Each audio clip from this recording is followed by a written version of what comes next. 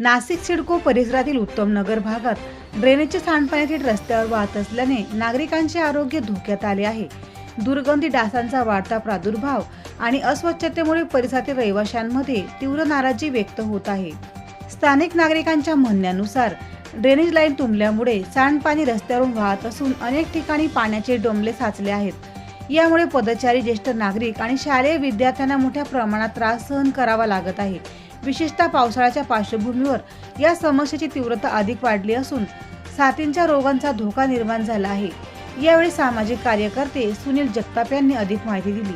गेल्या 3-4 दिवसापासून उत्तम नगर येथे बुद्धवार समोर ड्रेनेज लाईन चौकअप आहे. आता मी विभागीय अधिकारी नानासाहेब साळवे यांना आता फोन केला, ती लगेच माणसं पाठवत आहे. पण बघू आता किती वेळ लागतो, काय लागतो, आणि लोकांच्या जीवनाशी हा खेळ चालू आहे. तरी कृपया महानगरपालिका विभागीय अधिकारी यांनी त्वरित दखल घेऊन हे काम लवकरात लवकर करावे अशी विनंती करतो. रस्त्यावर साचलेल्या सांडपाण्यामुळे दुर्गंधी पसरत असून डासांची उत्पत्ती वाढत आहे. त्यामुळे डेंग्यू, मलेरिया तसेच इतर संसर्गजन्य आजाराचा धोका निर्माण झाल्याची भीती नागरिकांनी व्यक्त केली आहे. अनेक वेळा संबंधित विभागाकडे तक्रारी करूनही समस्येकडे दुर्लक्ष होत असल्याचा आरोप रहिवाशांनी केला आहे. प्रतिनिधी राजेंद्र सूर्यवंशी यांच्या रिपोर्टनुसार